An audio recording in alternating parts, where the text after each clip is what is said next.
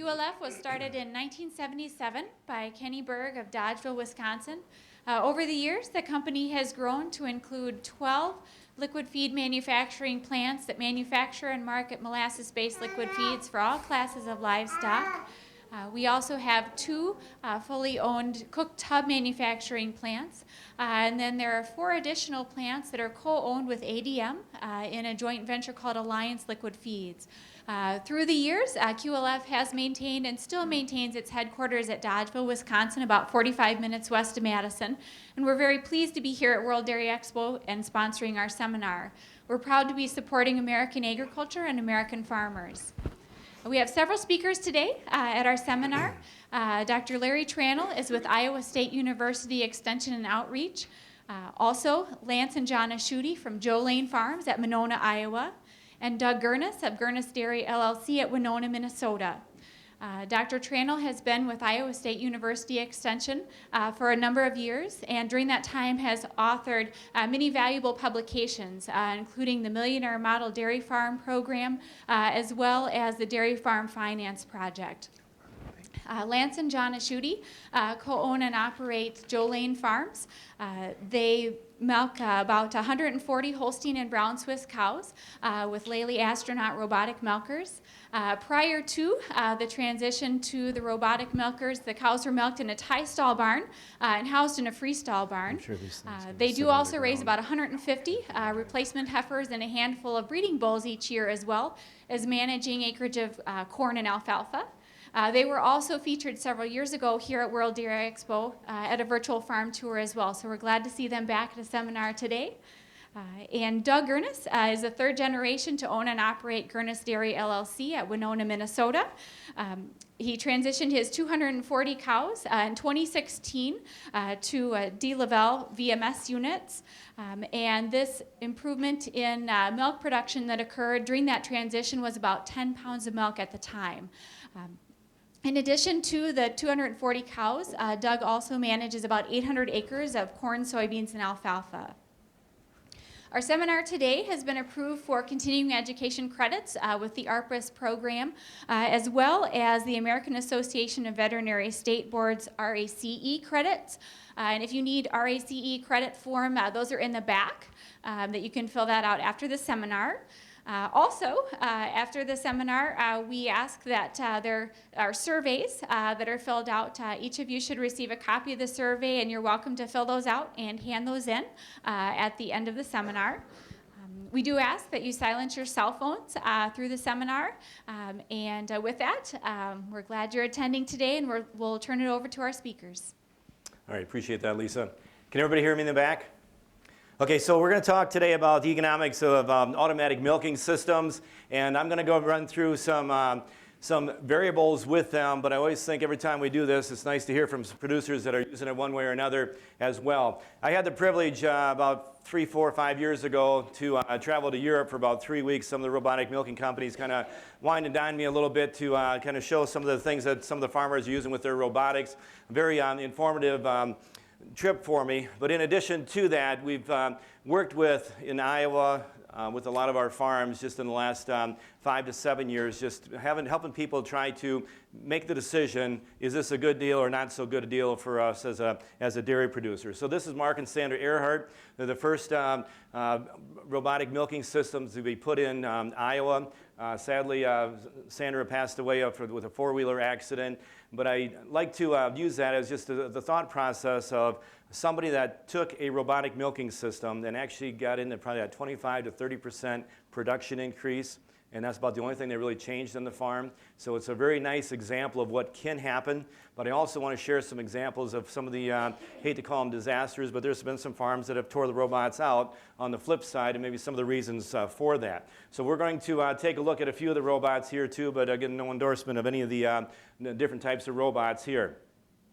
So when we take a look at the first robotic milker, 1981, this is kind of what it looked like. And it's kind of involving two. These are the Dairy Pro Q and the D-Leval one that are basically putting robots on rotary parlors. Okay, so I was in Vancouver with Gia just about a year ago or so, and just the thought process of what we used to do with robotic milking, and now to think that one person can milk 400 cows by themselves in an hour. okay? That's where technology is going. But I also sometimes have a slide up here. When I was in Australia, I saw a young lady in 6 hours. She milked 906 cows by herself. That morning I was there in 6 hours. Okay, so if I could find her and duplicate her, I'd probably get that instead of the robotic milking, but that's basically what we can try to work with it. So right now in Iowa, we have about 200 robotic milking systems on about 75 farms. I suspect there's over 500 of them probably here in Wisconsin as we take a look at it, but that's what we're working with. So as producers come to me and say, is this a good deal or not a good deal, the first question, I've been on 1,500 farms in my career, 28 years, and I've never found two farms alike, that think alike, that have facilities that are alike, land resource bases alike. So it's really pertinent to figure out what fits your farm, because sometimes they may or may not fit your farm. So how do you evaluate robots? So when you take a look at evaluating a robot, what I tend to say is that it really depends on how are you asking the question. Because I would venture to say that most people have a very difficult time deciphering cash flow and its difference to profitability. So are you talking profit-wise, or are you talking cash flow? Because salespeople tend to talk about cash flow. Bankers tend to talk about cash flow. When I'm working with producers, I want you to figure out profitability.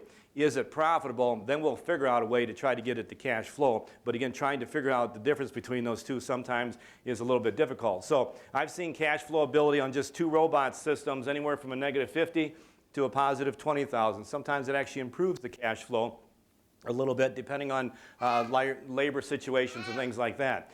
Net financial impact, what I call profitability, sometimes I've seen it with 2 robots, a negative 35 to a positive 35. Okay, so it's very different on different farms. Quality of life, big reason why people put them in, because they hate dealing with labor. Okay, so usually that's positive, but I've got a few people now that are actually starting to put that quality of life thing actually to the negative a little bit, because they're on call 24 hours and some of the things that are happening with some of the robots. So cash flow ability versus profitability, quality of life, this thing is all over the board when we take a look at what the economics of it is. So why invest in robotic milking even on large farms? Okay, so we realize that milking is a pretty labor intensive. Sometimes it really depends on where the total dairy expense of it. Large parlors, 2 to 6 skilled workers, finding qualified workers. Milking's a repetitive, it's all about labor. Okay, so when we take a look at the reasons why people do this, it tends to be the labor. So in Iowa, we did a study probably about 4 years ago, and before their automatic milking system and after their automatic milking system, what happens? Okay, so on average, they're reducing about 75% of the milking labor. But I've got others that say it really isn't changing that much compared to what they do, different other activities that they're filling their time with. But labor is undoubtedly the #1 reason people are going towards robotics. So, is it a good deal? It all depends what you're comparing it to. Okay, so robotic milking systems, yeah, you can say it's a pretty expensive way to milk cows. Okay, but when you take a look at, are you comparing it to an old, outdated, inefficient stall barn or parlor? Then I would tend to say it's probably a pretty good deal for you. Okay, if you're trying to compare it to a low-cost, high-efficient parlor that's throwing through, 75, 80 cows per person per hour, okay, then I'd really question if it's going to be the best thing for you, especially on a profit side. So it really depends on what you're working with. So this is what I call one of the best parlors in Iowa right now. It's a Swing 15. Person just built it in a stall barn, milking about 75 cows per person per hour with about 84, 85-pound herd average. And so if we're comparing it to that, it might be a different story. So we get asked the question on the payback. Okay, so on a robot, I would tend to say they're going to pay the best robots. You're getting a lot of milk out of them, doing quite well for you. 6 years, it might be up to 15 years. Okay, some might not have a payback from some of the things that the people that have ripped them out said it wasn't going to have a payback on it. So depending on how many, what it's going to cost you to produce. So usually with a low-cost parlor or some kind of efficient parlor that's milking sometimes even 22 hours a day, we can milk cows from about 75 cents a hundredweight to about $1.25. Okay, a robot might take us into that $1.75, and I've seen them up over $3 a hundredweight. And so if it's going to happen that, and you're getting $17 a hundredweight for your milk, do you really want to spend $3 of it having your cows milked by a robot? Okay, so this is a busy slide, and you're not going to be able to see it from the back because I can hardly see it from the front because I forgot my glasses. But bottom line is I'm going to compare a stall barn. to a low-cost parlor, to a medium-cost parlor, to a robot. And here's a parlor that, kind of a medium-cost robot that they're milking 22 hours a day. 75 pounds of milk. And the bottom line is, people in stall barns, take a look and tell me how expensive robots are. Okay, I have actually seen robots, even if you give me the stall barn, I could see a scenario where the stall barn is actually a more expensive way to milk a cow than a robot, just because of that labor cost and what's happening. So we've got some stall barns in that $1.75 to $2 a hundredweight. Again, even if you give me the stall barn, can you really afford to milk in there cost-wise, unless you got a lot of cheap labor coming through? Low-cost parlor, 88 cents. The medium-cost parlor, $1.92 a hundredweight. The robot at $2.47, which is very typical area for the robot to be in. And here's a double eight milking 22 hours, where he's got his cost down to about 76 cents a hundredweight. So again, part of the question is going to be how much are you willing to spend to actually have your cows milked. Okay, so in order to answer those questions, about 4 or 5 years ago, Iowa State University, a couple of my colleagues and myself, put together this spreadsheet just to take a look. If a producer comes to us, what are we going to try to work through with this robot? So we're going to have some assumptions. We're going to compare this to, say you're milking 120 cows or so in some kind of a semi-efficient milking parlor versus having a robot here. So we're going to purchase 2 robots. The total herd size is 144. Milk is at $17.50, and that milk price is very sensitive to whether these pay or not. So the higher the milk price, the more benefit you're going to get out of the robot, simply because you're going to get some increased milk production at a higher price as well. The cost per robot, $220,000 per robot. That includes the housing. The estimated annual change in milking system repair. 2 years ago, we had this at $7,000. What we're hearing out in the countryside is that these repair bills are higher than most people lead us to believe or want to believe. Okay, so when you take a look at the milking system repair, I think this is a pretty important piece of the puzzle. You got to figure out what these average repair costs are and decipher what's a supply versus a repair, because a lot of those supplies, sometimes you're already paying for those things, but you need to kind of decipher what's going on there. 2 robots, the years of useful life. How long are these robots going to last? Okay, some people say 15 years, and you know what technology does in 3 years. Okay, so how long are these going to last? Okay, you can change parts and things like that, but this is just a kind of a guess. Making a decision on a robot, what are you going to put in there? 10 years might be too short. 15 is probably too long. I tend to say 12 or 13 if I'm trying to do an analysis for somebody. And what's the value of this robot after its 13 years of useful life? Is it still worth $40,000? Is it worth 0? Okay, so those are kind of important pieces of the puzzle. Interest rate on money at 5%. We've got an insurance value, and we're going to have to increase the insurance on the farm. So those are some of the variables early on we're going to take a look at. Labor, again, is the major issue, why people go to robots. So our current hours of milking labor was set up with the 120 cows being milked in this parlor, 7 hours a day. Anticipated hours of milking labor, 1.5. Okay, and that's going to include the fetching of cows and things like that. Current hours of heat detection, anticipated hours of heat detection. Your cost on labor, is it $8, $12, $14 an hour? Is it $18 an hour? Okay, the higher the cost, undoubtedly, is going to make the robot more beneficial to you. You're also going to be taking more time to work with the records, and these are all coming from some of the surveys that we've done, so we're not just pulling these numbers out of the air. Reduced hours for labor management and your labor rate that maybe you as the owner might have. So again, these are variables, and I'll show you what the results are going to be here in a little bit. Milk production. We'll talk about this one just a little bit because I've had people get 25 and 30% increases in milk production by simply putting a robot in. If you're 3 times a day, you might actually lose milk production, okay, and chances are you probably will, okay, but I can't say that for sure, but there's a good chance you might. Okay, so then if you're going to lose milk production, would you want to put the robot in? The answer is maybe. There might be some other variables that you might work with as well. Okay, so here we're projecting about a 10% increase in milk production. The Minnesota data will tend to say that, and the European data does as well, 3.5 to 5% increase in milk production for the robot. If you get a 10% increase, the rest of that tends to be from the facility that you just built. So if we put up a brand new freestyle facility, I can almost guarantee people sometimes you're going to pick up 6 and 8 pounds of milk, okay, just because of the new freestyle facility. But a lot of people are trying to give the robot the credit for that, and the credit actually goes to the new facility. The somatic cell count tends not to change a whole lot. Sometimes it will go south, but actually on average it's tended to actually increase a little bit. We will talk about this one a little bit as well, just because when I get calls on milk quality issues with robots, it tends to be that the teat dip system isn't working very well. So I'll sit there and I'll watch cows be milked. Sometimes the teat dip might hit 1 teat, it might hit 2 teats, sometimes 3, and if you're lucky it might hit 4. Okay, that's not with all robots, but usually when I get called into a problem, I can almost just go there and take a look at where your cows aren't getting dipped, which is an important piece of the puzzle. Reproduction and herd health software. Maybe these guys will talk about this a little bit. You get this software package.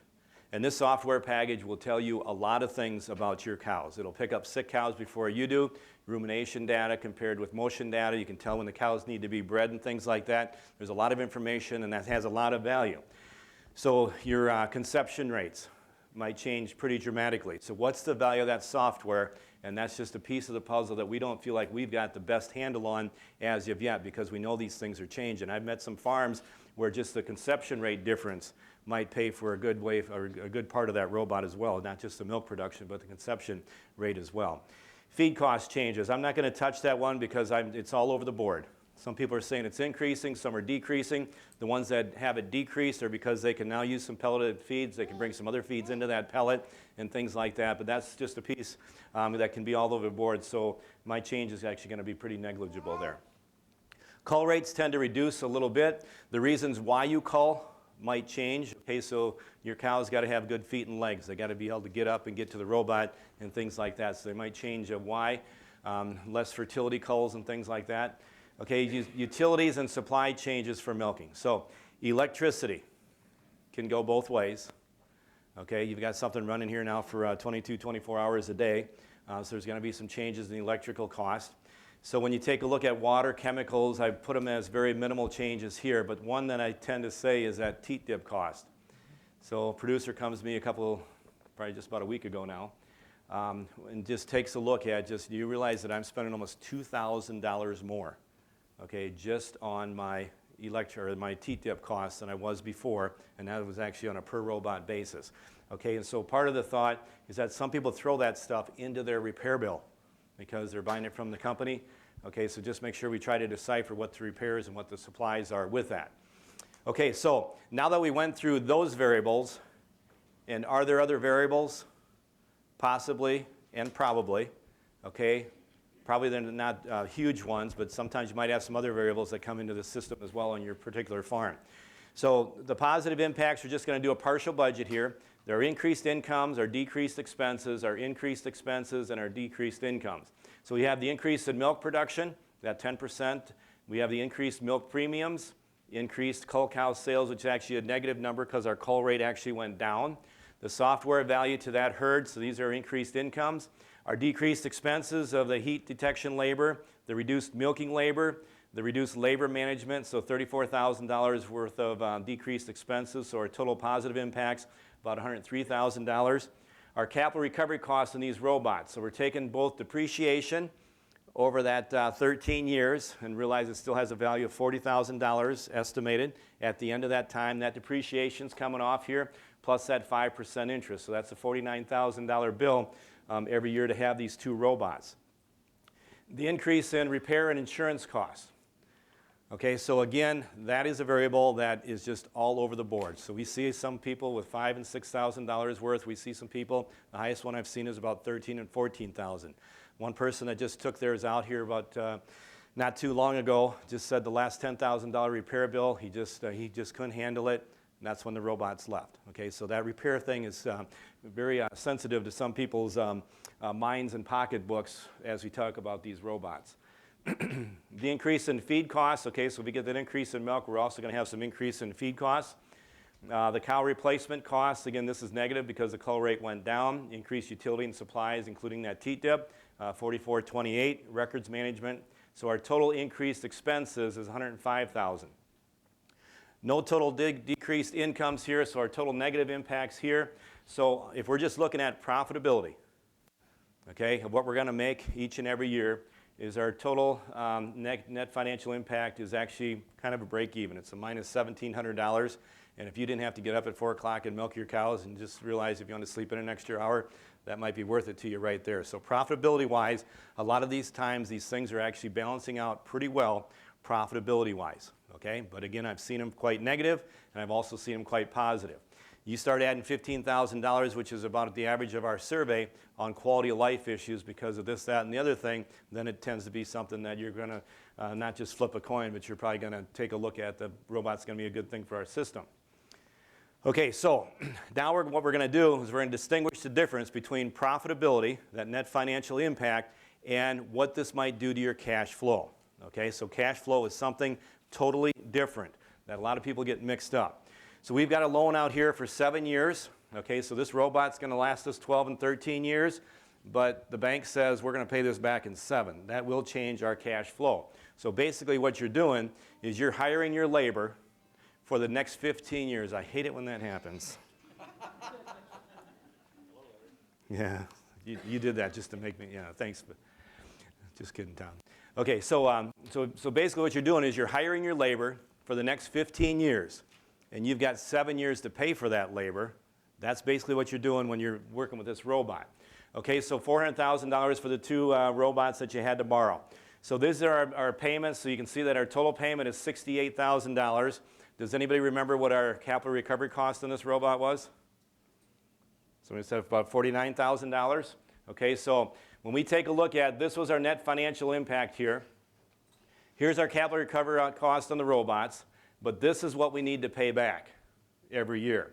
So this gives us annual payment of about $19,000 that we have to turn into cash, and we got to pay the bank. Okay, over and above what was actually depreciation and interest. Okay, so the other thing that people sometimes don't think about is this unpaid labor and management. So we saved quite a bit of labor, and this is what we saved, but we only hired about $20,000 worth of that labor. Okay, you with me?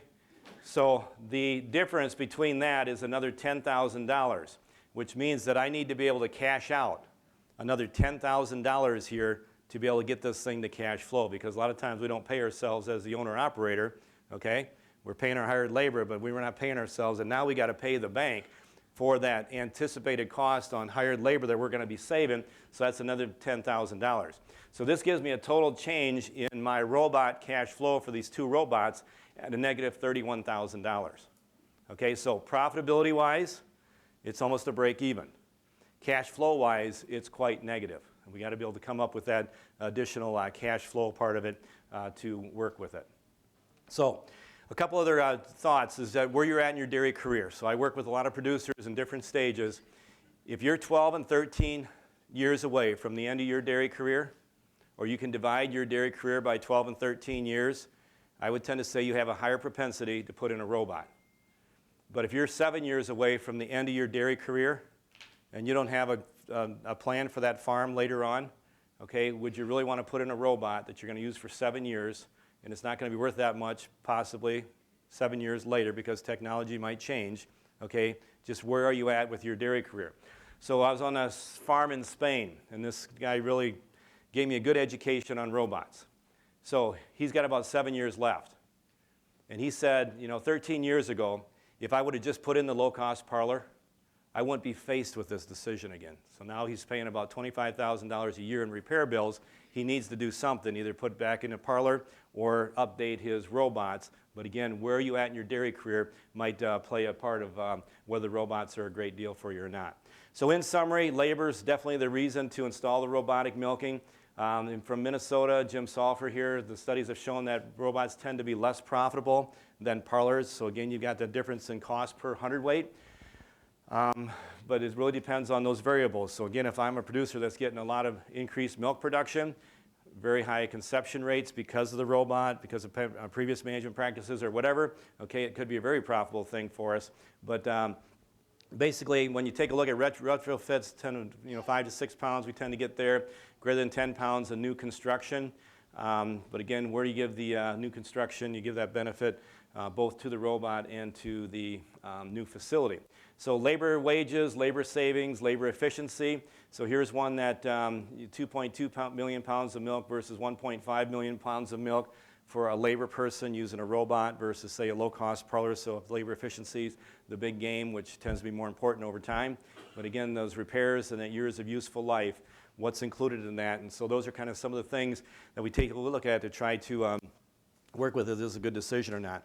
When you came in, hopefully there was enough handouts. I suspect there probably wasn't enough handouts, but there was some handouts there that actually goes through this spreadsheet, this example that I just shared with you. So you can kind of take a look at that, and we're going to kind of move on here. So Doug is going to be our first producer that's going to share with us some thoughts on his farm here. And we'll take questions at the end. All right, can everyone hear me?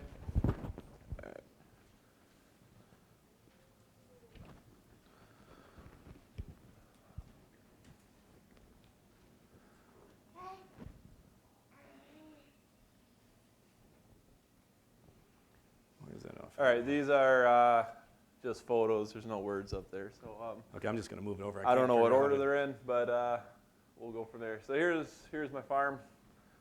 This is an older picture taken probably a couple of years ago. Right here is the freestall barn for the dairy cows. This was our bed. We had 2 bed packs on each side, and our holding area, and then our parlor. We used to have a double 12 parallel parlor. In August of last year, we switched to 4 VMS with DELA valve. What we did is we got rid of, this is still here, but we just basically shifted how instead of milking towards the front, we added on to the back. So we added on about 90 feet of barn, which additional 6 stalls on each side of the barn, and then a robot room with 1 room full, 4 robots, milk house, utility room, office, bathroom, all that stuff. The barn is a perimeter feeding 5-row barn, 2 pens. So you got the middle row is a single stall split 50-50. So each side has about 118 stalls on it. That's the thing too. I don't know. Nowadays they're talking about saving money on cutting stalls and cutting feed bunk. I would never do it. If you had a family of 6, you would never buy a Ford Escort with a 2-door to drive your families around. So don't do that. This is a picture of the inside of the barn. This would be the high group. I don't know. Do you want us to answer, go through those questions? We'll ask them at the end, but just. All right. This is the robot room here. 4 of them. These 2 are for the 1 pen, and the far 2 are for the other pen. This is a DELA valve. So this is what it does is you got your wash cup. It goes around, washes all 4 teats, pulls back, and then grabs the milking cups. And that's it for my pictures. So, Jonah. All right. So, Jonna.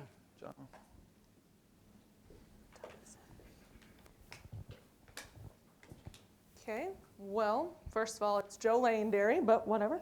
So my name is Jonna Schutte, and this is my husband Lance, and the 4 little kids that you hear chirping around are all here with us. We own and operate Joe Lane Dairy. It's by Monona, Iowa, which is about 2 hours straight west of here. This is kind of a picture of our farm. This was the old, or our prior milking facility. As you can see, it was the original barn, and then it was added on once here and another time here. So it had 84 tie stalls in it. We were milking 3 times a day in there, and labor was getting harder and harder to find. We cut back to 2 times a day and decided to turn our operation to a different focus and milk with 2 Lely A4 robotic milking units. We started that in January of 2013, sorry. So you can see this is the actual freestall barn. Here's the milk house, office, and that. And then this added part over here is a bed pack. We really enjoy that aspect. We can sort the cows right out of the robot into the back. Right now it's housing our dry cows. We can dry cows up that way. We can sort out a cow that's special needs, sore foot, whatever. And then here is our calf barn. That was built in 2005. I'll show you a picture of that in a little bit. And then our old facilities, last year we tore out the cow yard and turned that into our heifer facility so that we can do like breeding age and dry cow heifers and cows up there. And then also into the old barn we made free stalls for our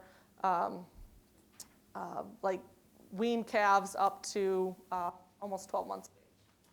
So here is a picture of the 2 robots in action. Obviously that was on the first day of action. It hasn't looked that good since, but and that, just a side note, this brown cow in the robot is the first cow we bought for our son. We bought, after each one of the kids were born, we bought them their own cows so they can kind of start their own herd.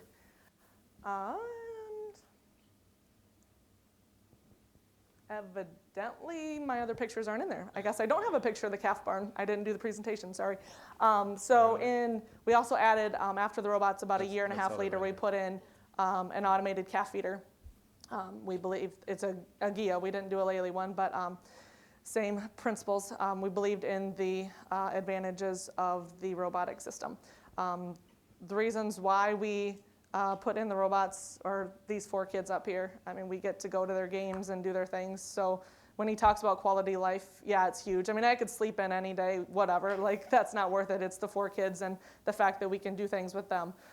And we also have a very high herd average, which has allowed us to make this cash flow, I think, a little better. So that's about it. All right, appreciate that, John. Okay, so Doug and John, if you just want to kind of stand up here, so I'm going to ask you the questions. You both are mic'd up here. So how did you decide that your facility, that these robots would physically fit in the facility, and what kind of decision-making process did you go through to think about how these would physically fit in the operation? For ours, it was, I don't know, the way the barn was set up, 5-row, 2 alleys on each side. It was just perfect. It's exactly what they would have built for a free flow 4-robot barn. We were at 300, 280, 290 cows before in our double 12, and 4 robots worked perfectly. To get that 5th robot to keep that cow number at where it was, it just wasn't feasible without adding a lot of different costs. And having all 4 robots in 1 robot room is, if you can make it where you got 1 robot room and you're not jumping from one side of the barn to the other, like some of the places that I toured, that'll save you a million headaches. So 4 robots just worked perfectly with what the barn was at to begin with. John? And ours, obviously, we built a brand new setup, so we built it for the robotic milkers. Okay. So 2 or 3 things that are just really pertinent for the facility consideration putting in a robot. Especially if you're building new like they did, you want to make, if you got anything under 4 robots, you want to make it so 1 person runs it. Like, make it 1 person friendly with, drop down gates for alleys, all that stuff. So 1 person can run it without any help, because that's going to save you the most labor. Like, I run my barn, I run all 4 by myself, and it gets a little hectic, especially like this past week. I had 12 fresh cows come in, and 8 of them were heifers. So when you got 8 heifers that you're trying to train, and you can only do 1 at a time, and so that slows you a little bit down. But for the most part, 1 person, I can handle all 4. Like I mentioned earlier, feed bunk and stalls, I would never short ever. So what do you have for feed bunk space per cow? Oh God, I should have measured that out. And part of the point is that some are kind of encouraging to get down to 12 and 15 inches per cow feed bunk space. We still kind of question that a little bit. Don't have enough experience, enough research to say that. But when you start getting down, a 3-row at 18 inches is still, we think, pretty darn good. Yeah. But to start getting below that, we're still kind of questioning that. I mean, you would never buy a small car. You guys wouldn't ever have a small car to drive around, So, and you wouldn't have a 4-person dinner table. So Cows still come up. yeah, and everyone's Not like, 100%, but yeah, more than 50%. when you run the TMR through the barn, they're all coming up. Yeah. I mean, you don't want. Actually, I had a picture in there, it didn't come, but it was from the first day, and there was all the cows by the robots. Ideally, you don't want all those cows standing up there because they make money. They make your money by them eating and relaxing. So if they're all standing waiting because there's not enough stalls or not enough room at the bunk, then you're losing money. Yep, and we put in a Juno too, and that thing goes and pushes up the feed, and they're coming looking for, it's not fresh feed, but they're coming for it. They want it. They So think it's it's two or three different. other considerations. I mean, I know manure handling is huge. I mean, we use sand, so obviously you have to have a way to dispose of that and deal with it. We really like the fact that we can sort the cows back to away from the herd if we need to, and then just thinking about your nutrition program. Nutrition is huge on how you're going to feed them. The cows are going to come to the robot to get milked, but you have to treat them to get them there. So. Okay, so maybe a couple things, both feeding and breeding. What's changed with the robots compared to what you previously had? Well, breeding's better. I do probably 90% of the breeding on the farm, and it's been really good ever since we switched. We're probably, I looked the other day, it's like first time breeders, I'm getting about 46% of them pregnant, and between first and second, you're looking at about 75%. So it wasn't bad before it, but the numbers have gone up since. The biggest thing with the robots, you got to kind of take it with a grain of salt. What the semen industry is doing is I think they're overreacting like they did with the parlors. They got everything from wide, those old Amish tits, to super close, and then they became crossing and kissing cousins and all that stuff. So now with the robots, I think they're overreacting and going a little wider than we need to be, so you got to pay attention. I always try to pick out bulls that are 0.7 at the most for wideness, and you never want long teats because everyone knows the longer the teats are, the slower the milkers, and that's not going to work. Udder cleft, you got to have the strength. That's another thing. And I prefer feed pro cows. I'll take a little less milk and have a smaller cow. Don't need as much. They're more profitable in my opinion. And I mean, the robots are only so big. So some of these cows that get too big, they're too big for the robots. We had to sell a couple of them, and we put robots in. They're too big. So the feed pro has always been my philosophy to begin with. So it works out great for robots too. So Jonna, feeding and breeding changes? So our heat detection, I mean, the activity monitors are amazing. We don't use hardly any kind of off-sync programs or anything anymore because of the ability to catch the cow in heat. Even those more silent heat cows are showing up on the activity monitors.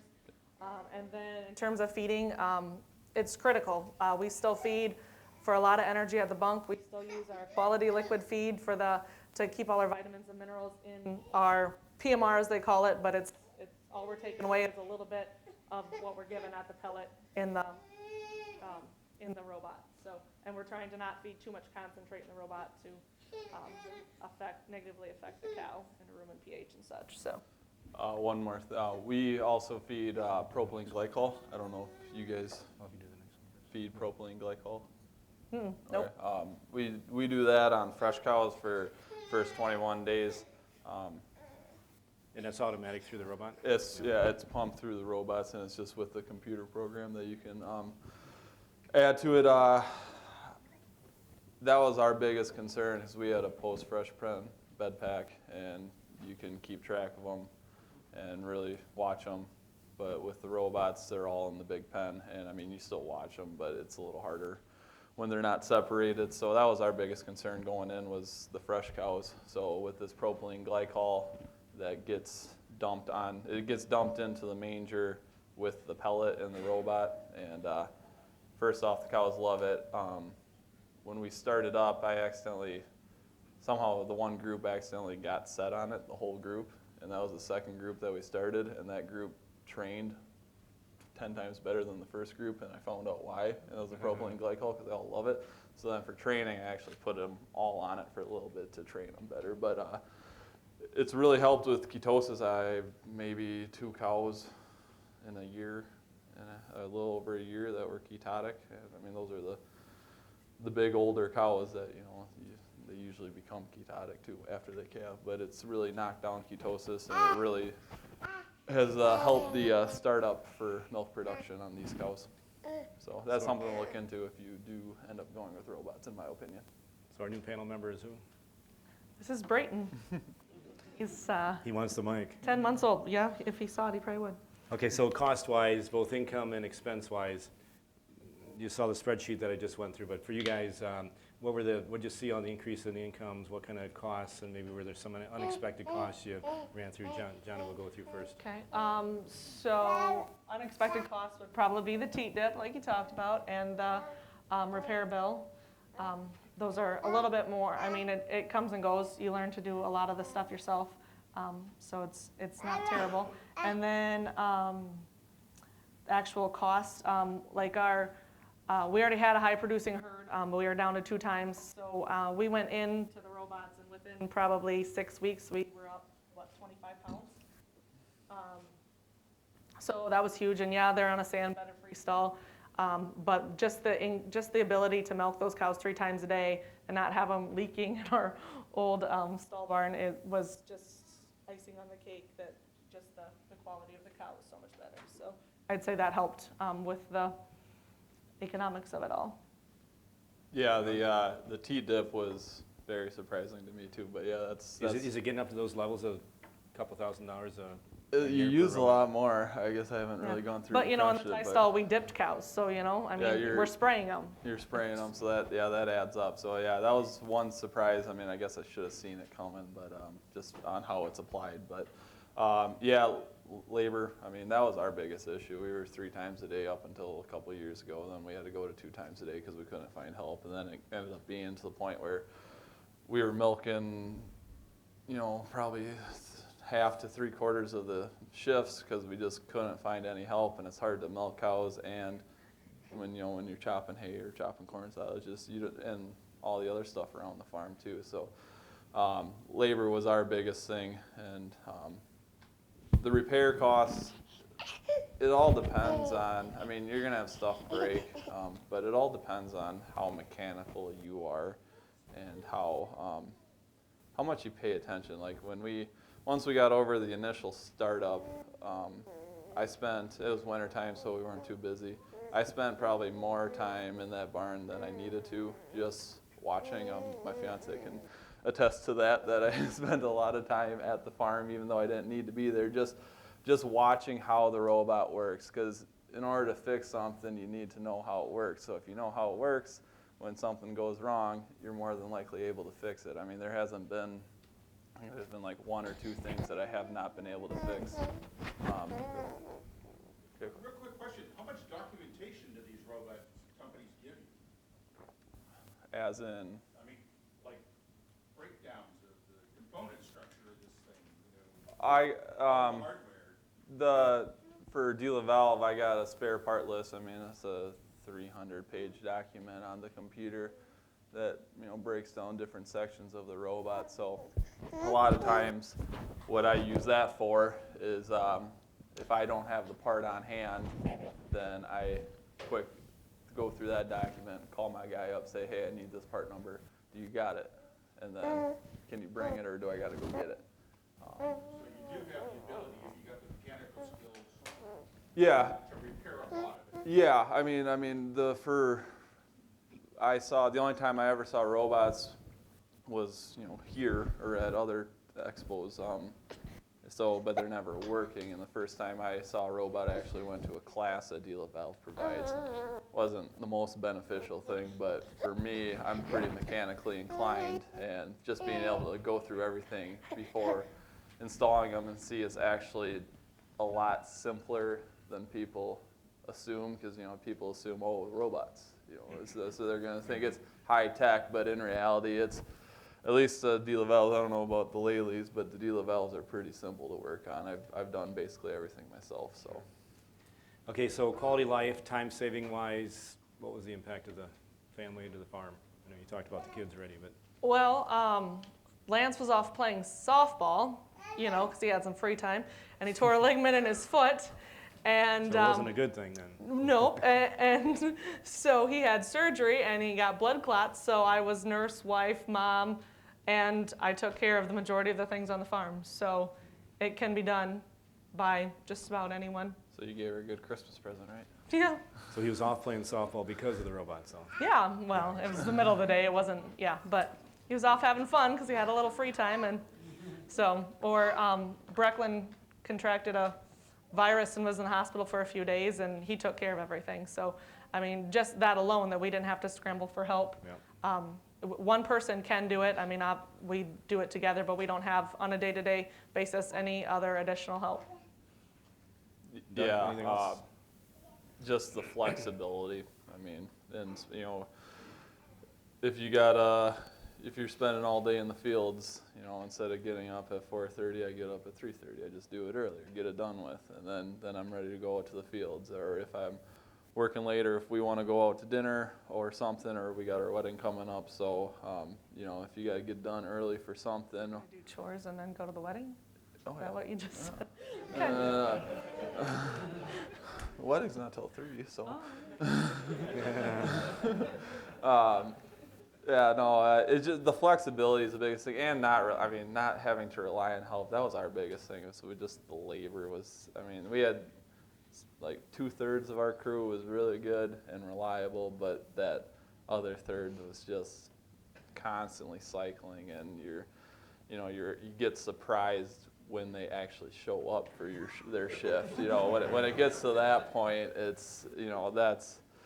So now you don't have to. If I got to be somewhere, I get my stuff done and then leave. And then yeah, you're on call 24/7, but I don't know that as long as you take care of the robots and keep an eye on them and make sure that everything's working good. I don't know. It's like once or twice a month maybe I got to get up in the middle of the night to fix a string that broke or put a cup back on.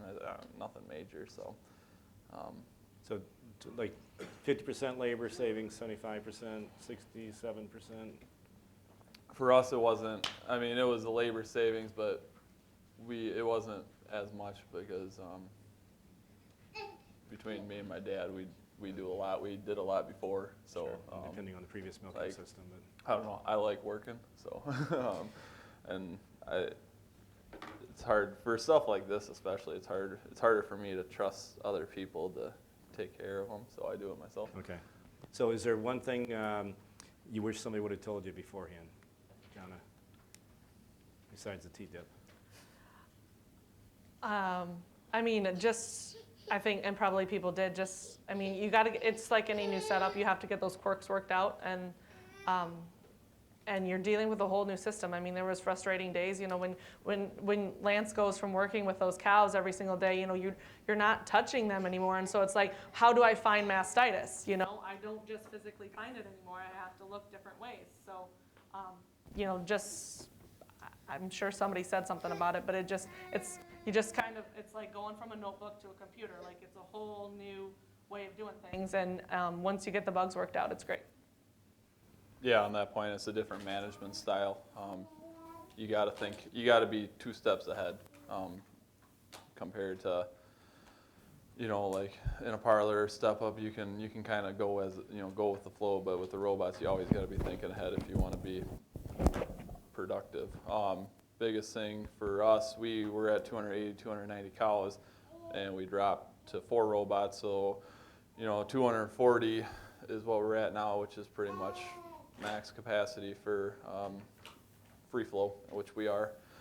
And so they told us when you're going around the expo and everything, they're like, all right, 60 cows, 60, 65 cows per robot's about where it's at. So we started at 62 cows per robot at the beginning, and which is not what you want to do.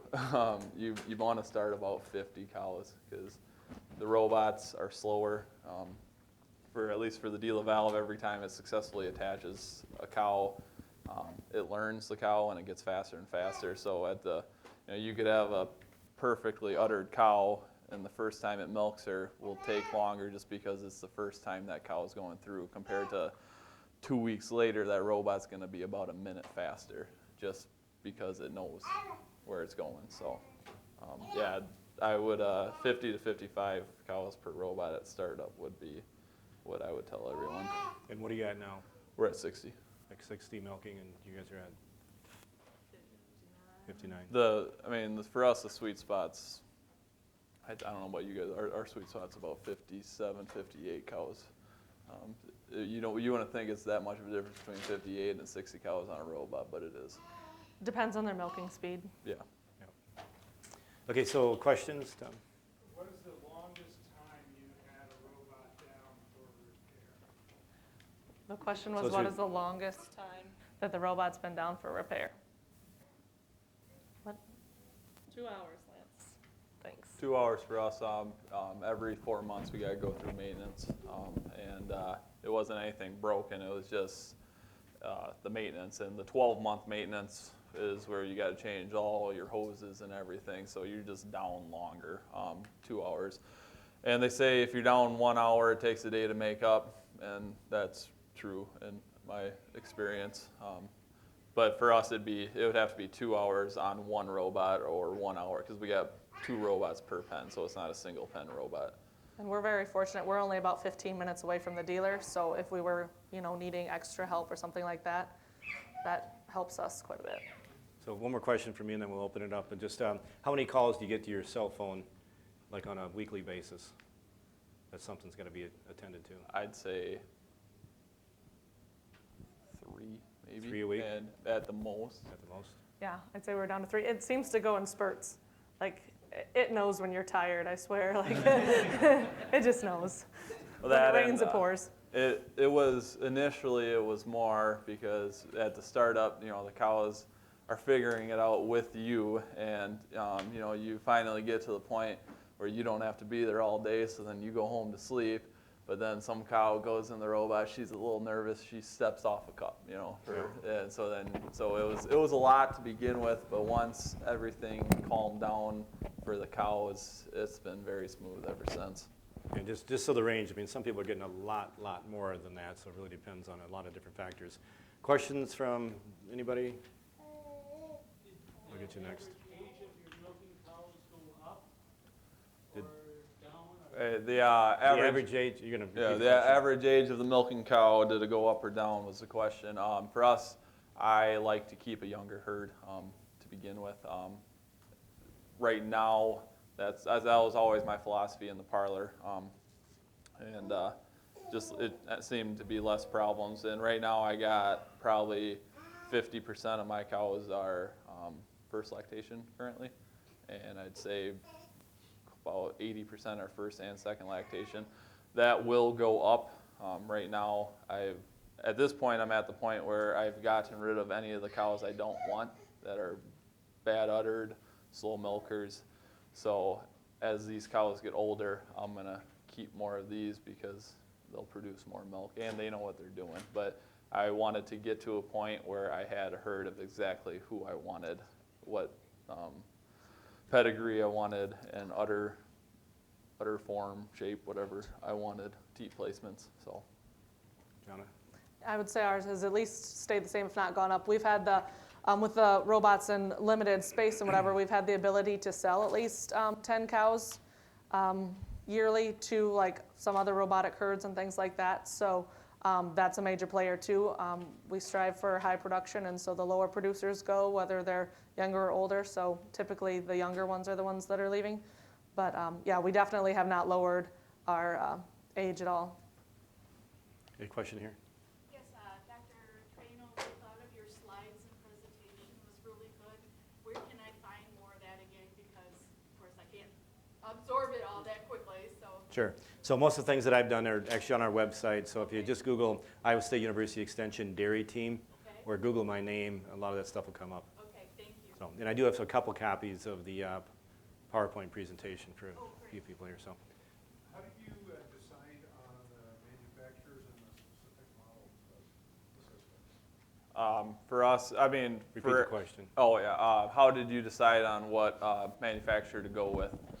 For us, we were with MDS, which is a valve dealer out of Caston, and I would highly suggest to go with who you trust as a dealer because they will be the most important part. Personally, I like DeLaval better.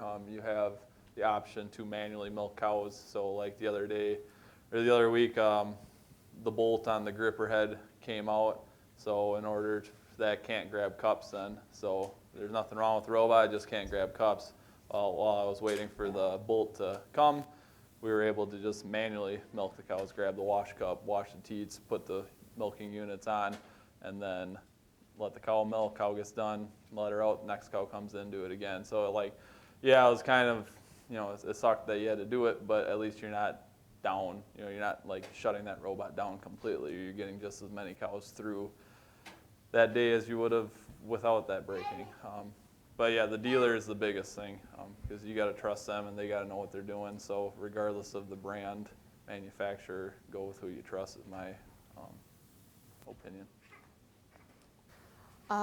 We liked just the way that the Lely robot worked and the fact that they promote the free flow option. We really wanted to have all the cows in one pen together and moving around, so that's why we went there.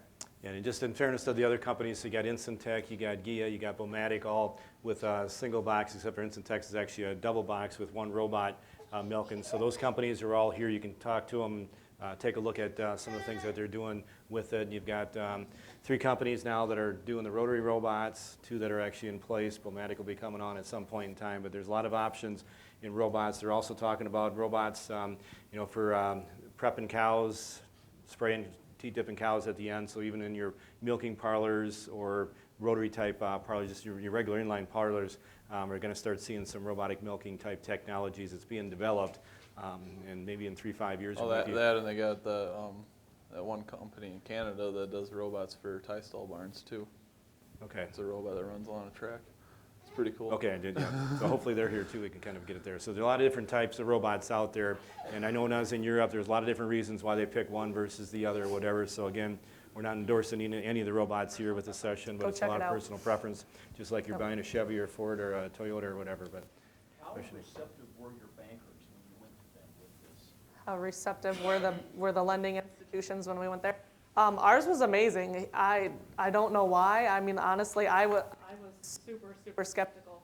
And he is behind us 100%. He knew, you know, how hard labor is to find, and we showed him, you know, what we could do with it. And we've actually had a few other institutions come to us and say, okay, how can you make this happen? How does this work?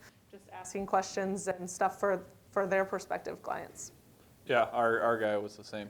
He was 100% behind it. He grew up on a farm, so he knew about farming, and he knows the benefits of it and was 100% behind us. okay, and so we're just a couple minutes before noon, so we got time for one or two questions. We'll stick around here as well. So I got one here and one back there. Maybe a question for you and the other two, but you touched on it a little bit, was it's not like you can say, oh, we're just going to hire labor, because I think we all know in this room it's just not that easy. It's not like going to the store and picking up a loaf of bread. Because if it was, I think we want to sell that bread. But have you done any work in regards to the demographics of our labor force, how it's changing and evolving? Because it just seems like every year it's getting harder and harder. Yeah, There's people that want to come out and do a decent job. So the changing demographics of the labor force have definitely, a lot of changes happening right now. So yeah, you get the questions of just generation to generation. Who can we find to actually do the work? How much work do they really want to do? How qualified is that labor? Yeah, definitely is some changes taking place, and I would tend to say it's actually tending to go down, which is the reason people are pulling in more Latino, Hispanic type labor in these operations. And as we talk about immigration laws, people are getting a little bit more scared about, you know, are they going to be able to find the labor? So which might be another propensity to go more towards robotics. But have I personally done the studies? No, but I can just tell in talking to dairy farmers, just in the last year and a half, it's actually changed a lot more to the negative. They're just having a harder and harder time finding the labor to milk the cows. So we'll let these two do it, and then I've got a question in the back then, and we'll. Saturday is going to be a Okay. presentation on labor. Okay, yep. Yeah, Your comments? I mean, I guess you don't need the labor anymore, do you? yeah, no. Okay. So we did have another question in the back here.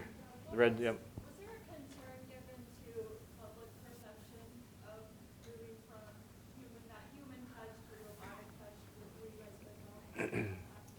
So the question is, was there concern about the public perception of going to that? From humans touching to the robots? I wasn't concerned. Like, I don't care what people think. Like, you know. If you didn't hear that, he doesn't. No. Yeah. I don't. You know that. You know. We're all farmers. You know, you hear people talking crap, so whatever. If they're talking crap, it means you're doing something right, right? No, the cows are better. The cows are healthier. They're calmer. You're not constantly walking through. The quality of life for those cows. I mean, we didn't even switch barns. You know, the free stall is the same. We saw a 10% increase. So, like. That was all due to going from 2 times a day milking to we're at about 2.8 right now. But the cows are calmer, healthier, they're breeding back better. It used to be, you know, I mean, the cows knew me really well before, and I would walk through the barn and some of them would get up, but now at the point when I'm walking through the barn and if there's cows laying down, I can crawl over them in the stall, like literally army crawl on top of them and they won't get up because they're just calm. You know, so the quality of life for the cows is a million times better. We live in a very rural area, so at the time, it didn't even cross my mind until about a year or two ago. I was at a meeting and somebody had mentioned that, and it was like, oh crap, like that. I mean, that's huge. You know, like public perception is a big deal, and I want people to continue to purchase milk, and I want to help the consumer, and I think we have, like Doug mentioned, the reasons behind what we did and the fact that it is better for the cow, but. Yeah, it's just like anything else. It's change, and you know they want their iPad, they want their cell phone, but for us, they don't want us to do. You know, we're not taking care of the cows if we're not handling them. So it never crossed my mind until I went to a meeting. I was like, oh yeah, that could be bad. So yeah. And we actually did that as part of our survey. So our bottom line that I usually finish my presentations with is that cows like them and people like them. If cows didn't like them, they would not respond with us with that kind of milk production increase and things like that. So cows definitely like the robot, and they like the interaction with the robot. In fact, it's probably a more positive interaction with the robot than it is with the people milking them. And it's just a problem that we have to deal with every day anyway. I mean, it don't matter what we do, we're wrong to the general public. You know, like they'll be mad at us for putting down chemical on our fields, but yet you know they put 100 times more per square foot on their yards, you know, but they don't care about that because their grass is green, you know. So it's just it's something that the agriculture industry in general struggles with the general public. So hopefully we can change that. So robots don't get mad at cows and respond back to them. So one more question, if there's one else. Otherwise, we'll close it up. We'll stay around here. So we'll you had your question, your hand up first, and we'll stick around a little bit too. So. What you do before the water temperature is below the 0 centigrade degrees, and what we do for the robot machine? So your So when temperature question gets below 0, Yes. what do you do with the robot? In freezing machine? conditions. Because we need a lot of water. Yep. So he's asking if the robot freezes, basically, right? If there's if the robot can freeze up when it's cold out. And we put an insulated ceiling in our barn, and so the coldest it even gets is maybe 30 degrees. So it really hasn't been an issue. The ones we have chains too, and not ropes, and so that the water doesn't sit underneath to pull the teacups in. So we really don't have any issues, and we live. It's about the same climate as here. I mean, it gets cold, but we don't have any issue. The cow's body heat kind of keeps the barn warm enough that we don't have any issues with it. Yeah, our barn doesn't have any issues. It's all barn design. I don't have heaters in my drinkers, and they still don't freeze. And the robot room, insulated, has a radiant heater on top along the ceiling. And yeah, I mean, I can put a sweatshirt in the barn, and I can be in the robot room in a t-shirt and when it's -5 out. So you just got to design it where it don't freeze. All right, so appreciate that, Doug. Appreciate it, Jana. Let's give him a nice round of applause.